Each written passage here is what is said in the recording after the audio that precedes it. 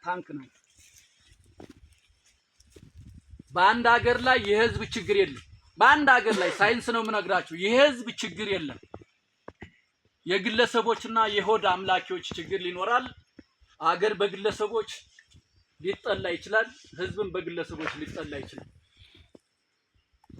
አገርና ህዝብ ግን ይሄው ናቸው፣ ይቀጥላሉ። ስርዓትም ይወድቃል፣ ስርዓት በስርዓት ይተካል። ህዝብና አገር ግን ህያው ናቸው። ይሄንን ህያው የሆነ ህዝብ ነው የምንበድለው። በድለናችኋል፣ ገፍተናችኋል።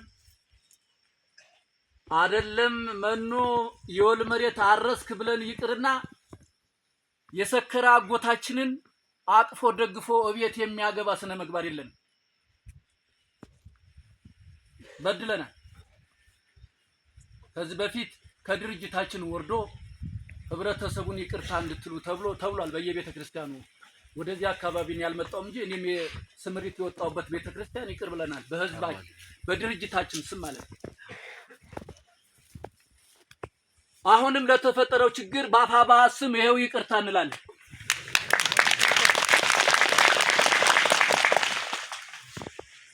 አሁን ግን ይሄ አይፈጸም ካሁን በኋላ። አሁን የታጠቀ ኃይል ወደ እናንተ አይመጣም። አሁን ስርዓት ቁሟል። አሁን ስርዓት ቁሟል። ጊዜያዊ የመንግስት አስተዳደር ቁሟል።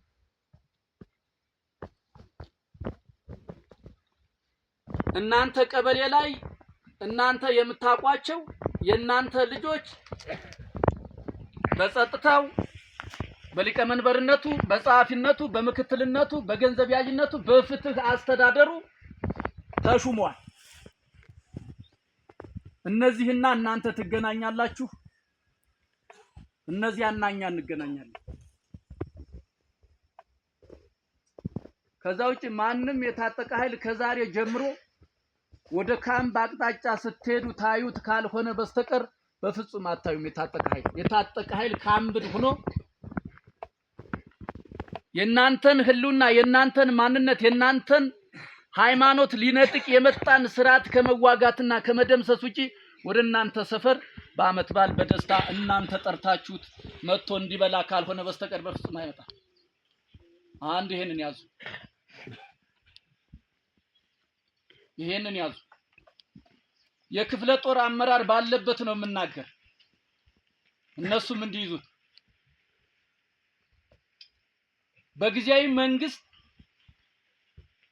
ድርጅቴ አምኖብኝ በጊዜያዊ መንግስት ይሄንን ህዝብ እንዳስተዳደር የዚህ ወረዳ ጊዜያዊ አስተዳደር አድርጎኛል ያለኔ እውቅና ጠመንጃ አንጣ ብትባል ብትታሰር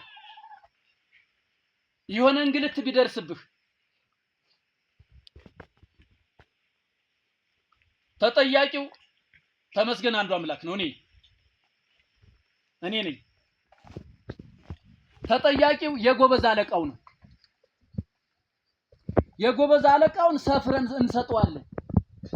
ህዝብ የሚያስተዳድርበት፣ ህዝቡን ፍትህ የሚሰጥበት፣ የሚሰፍርበት ቁና እንሰጠዋለን። ያንን ቁና አጉድሎ ከተገኘ የዛን ጊዜ ወይ ድሉ